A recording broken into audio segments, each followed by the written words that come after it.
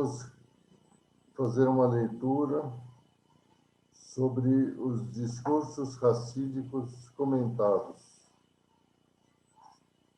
O estudo da Hassidut, adaptado da Sirá do Rebbe de Lubavitch, Sukkot 5721, impressa no Likutei Sirot, volume 20, página 171.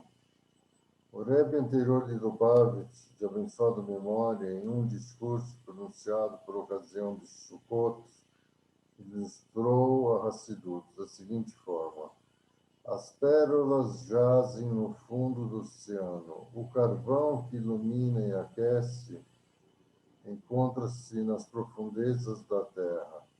No processo de mineração do carvão, deve existir um superior que oriente os mineiros sobre onde e como procurá-lo.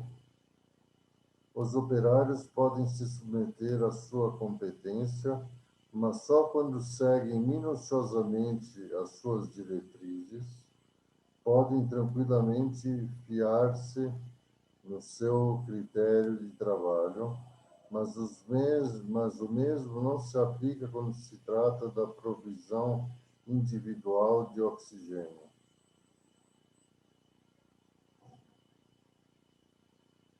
Não podemos depender do suprimento reservado ao seu chefe. Cada qual deve possuir o seu próprio equipamento e ficará ligado ao tambor de oxigênio colocado acima do nível do solo. Se assim não for, haverá risco de vida. O mesmo acontece com o mergulhador que desce ao fundo do mar à procura de pérolas. Ele deve igualmente respirar o ar da superfície. O Rebbe conclui dizendo que cada um pode entender sozinho esta parábola. A Hassidut ilumina e aquece como carvão, mas essa elevação só pode ocorrer com uma descida ao fundo da mina, embora não dispense a ligação com a superfície, pois somente assim é possível sobreviver. Está bem claro que cada detalhe desta parábola é bastante preciso e descreve perfeitamente tudo a que faz alusão. Em consequência, alguns pontos merecem explicação. Por que o Rebbe citou dois exemplos? O do carvão das profundezas da terra e o das pérolas do mar. Um só não seria suficiente? Apesar de que o Rebbe começou a narrar a parábola das pérolas, concentrou suas explicações somente na obtenção do carvão. Além disso, quando descreveu o exemplificado, ele utilizou apenas do exemplo do carvão, sem nem mesmo citar o exemplo das pérolas. Por quê? É difícil deduzir da afirmação do Rebbe de que cada um pode entender sozinho esta parábola.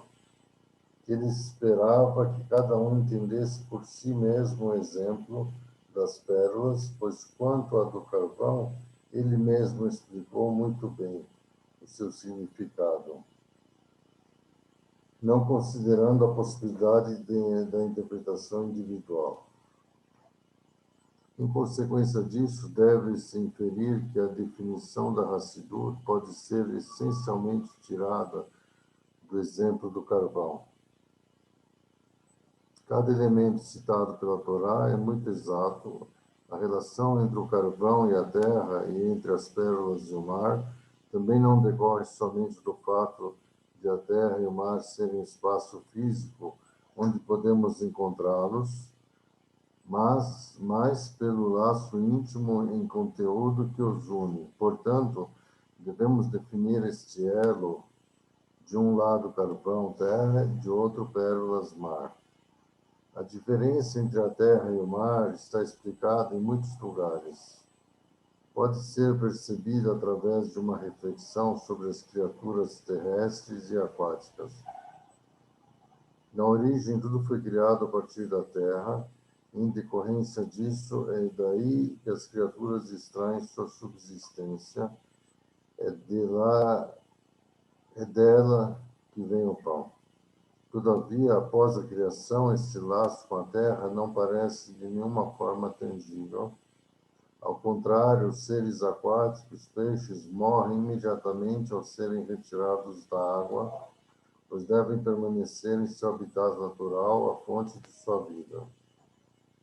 Essa é a razão pela qual o mar é utilizado como ilustração para descrever os mundos onde a força divina que cria, dá vida e perpetua é revelada, de forma que as criaturas sentem uma obrigação de se ligar à causa que é a origem de sua existência. De fato, eles compreendem que sem essa ligação perdem até mesmo sua própria existência. Esses são denominados mundos ocultos, pois a sua existência é recoberta pela sua origem, tal como os peixes são envolvidos pelo mar. A Terra, ao contrário, ilustra os mundos onde as criaturas não percebem a força divina que as faz viver, e o elo que as une à sua origem. São os mundos descobertos, cuja existência é evidente, pois elas, as criaturas, sentem sua independência. Esse é o cerne da explicação da parábola do carvão da terra e das pérolas do mar, pois o efeito da Hassidut sobre a alma humana é, em geral, duplo. A. Ela age sobre a terra do homem, sua parte descoberta, e B. Sobre seu mar, como iremos definir.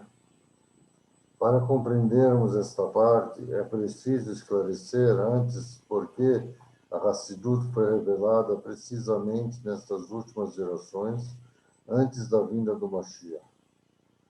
Será que nossa geração merecia de fato, tal revelação? As explicações são, entre outras, as seguintes. A. Com a intensificação da escuridão do exílio, somente uma luz muito forte poderá rechaçá-la. Essa é a razão pela qual se revelou a alma da Torá, que desperta e mostra as forças mais profundas e recônditas da alma judaica. Como o fim do exílio se aproxima, Como o fim do exílio se aproxima, convém que nos preparemos para a redenção final, e é preciso que essa preparação corresponda ao objetivo visado e nos dada também para experimentar de antemão a revelação que teremos com a vinda do Mashiach, seguindo a expressão do Arizal, Alahá, Magen Abraham e Shulchan Aruch Harav, frisa, aliás, nesse sentido, que é usual às sextas-feiras experimentar os alimentos preparados para o Shabat, pois assim está dito, aqueles que o experimentam merecem a vida.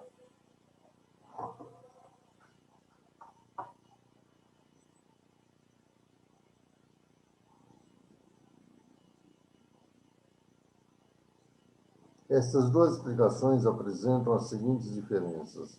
A primeira descreve a Hassidut como meio de vencer as trevas do exílio.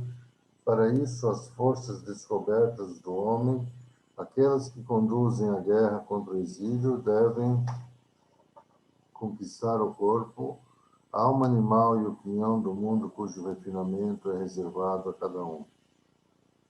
A Hassidut introduz a força característica da parte oculta da alma nesse trabalho, a fim de que a escuridão possa ser vencida, mesmo aquela particularmente obscura das últimas gerações. A segunda explicação, por outro lado, define a Hassidut como uma amostra da vinda do Mashiach, e não como um instrumento de luta contra a escuridão, considerando que isso virá automaticamente. Por seu intermédio, podemos nos unir com Deus, seguindo o princípio bem conhecido pelo qual o trabalho após a vinda do Mashiach não consistirá mais em refinar o mundo, pois está dito, eu retirarei o espírito de impureza da terra, mas somente em se elevar de nível em nível nos degraus de santidade. Esta é igualmente a propriedade da parte oculta da alma por si mesma, que faz parte, se assim podemos nos exprimir da parte oculta de Deus, pois assim está escrito no Zohar: Israel e Deus formam apenas um. Israel, a Torá e Deus formam apenas um. Já que o primeiro elemento, o desaparecimento da escuridão, é uma obrigação imperativa no serviço do homem a seu Criador, seguindo a expressão do Rebbe anterior em sua parábola já citada, sem o que ele perecerá, ou seja, não terá vida. É esta a razão pela qual este aspecto da Hassidut é comparado com o do carvão que ilumina e aquece, o qual é indispensável à vida humana, como iremos explicar precisamente mais adiante. Essa é a razão pela qual todo o desenvolvimento da parábola do discurso do Rebbe anterior frisa o carvão e não as pérolas, pois que este aspecto da Hassidut é realmente primordial no serviço do homem nos dias de hoje. A explicação mais detalhada está em que, com relação ao carvão, o Rebbe dá duas características precisas.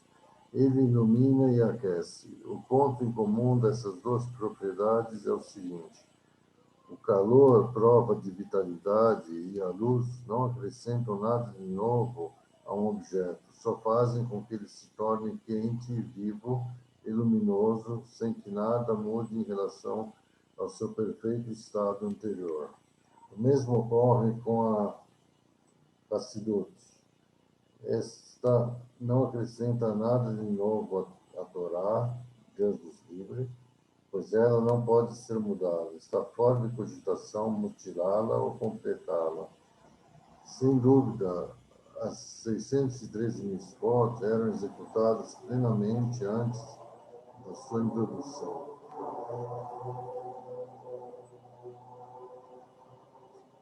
Sem dúvida, as 613 mitzvot eram executadas plenamente antes da sua introdução. Mas quando o mundo se tornou espiritualmente mais obscuro e frio, a Hassidut proveu calor e luz, revitalizando o desempenho das mitzvot.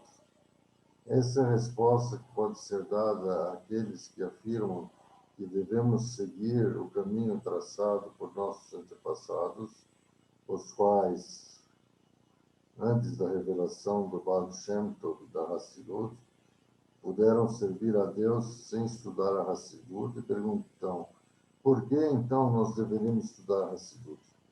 Aqueles que fazem essa pergunta sabem, entretanto, que seus ancestrais viveram numa época infinitamente mais ardente e luminosa que o atual período.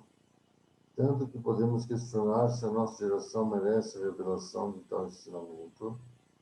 Esse tipo de argumentação, com sua conclusão, permitiria o seguinte raciocínio: uma vez que no verão não é necessário acender a lareira ou fechar a porta e as janelas, tal comportamento deve sempre ser adotado mesmo no inverno. A Hassidut, revelando o aspecto profundo da alma judaica, vivificou e iluminou a Torá e as mitzvot, sendo uma de suas características essenciais que o serviço a Deus só pode ser cumprido com calor e alegria. O pensamento racídico revela igualmente o grave perigo de uma falta, ou mesmo de um enfraquecimento deste calor. Ressalta até que ponto se deve rejeitar a frieza, Deus dos livres, sinal o oposto da vida. Entretanto, o calor no serviço de Deus pode ser medido conforme a personalidade de cada um. Assim, cada animal tem uma vitalidade mais ou menos intensa, a ponto de alguns deles serem mais quentes do que o homem. Contudo, a vitalidade do animal só pode decorrer de sua natureza, pois ele não pode se libertar dos limites que ela lhe impõe. A superioridade de um judeu, ao contrário, não está somente no fato de ser caloroso e irradiar seu calor para outro judeu, mas ainda lhe dá o poder de iluminar a si mesmo. O sábio tem seus olhos em sua cabeça, diz o versículo, que significa que ele percebe que há sobre sua cabeça. Não considerando as coisas como ele ou aqueles que o rodeiam gostariam que elas fossem, mas como verdadeiramente são. Tal análise deve ser feita mesmo que não seja própria da natureza daquele que a pratica, ou mesmo que vá totalmente contra esta. O Talmud conta como se pode cumprir escrupulosamente os 248 mandamentos positivos e não transgredir as 365 proibições da Torá e fazê-lo com calor, e mesmo assim ser considerado como não tendo servido a Deus, pois nem em nenhum momento foi-se contra a própria natureza, superando-a. Cumprir a vontade de Deus significa entregar-se a Ele com toda a tua força, ultrapassando as limitações da sua própria natureza. Isto é possível quando tal trabalho é luminoso.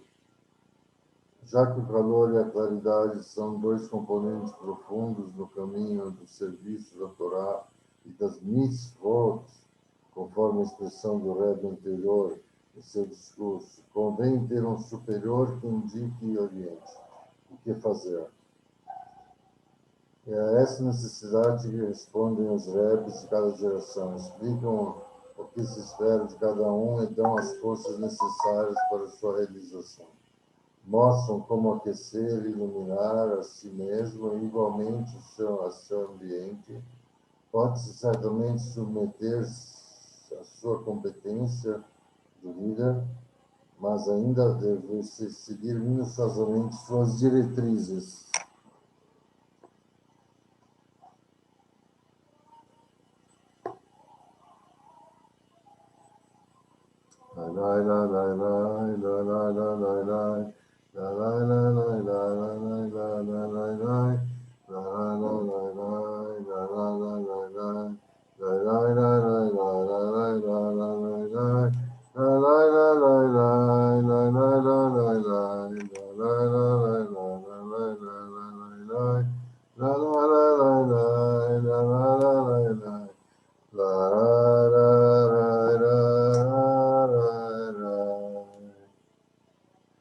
Aqui é o professor Victor Tom Minervo. Meu título é Moré Haim Jacob Yitzhak Inun. Tenham um bom dia, queridos alunos e alunas, simpatizantes do judaísmo e judeus, Ibnei Noah, Ibnei Anussim e todos os monoteístas. Fiquem com a paz de Adoshem.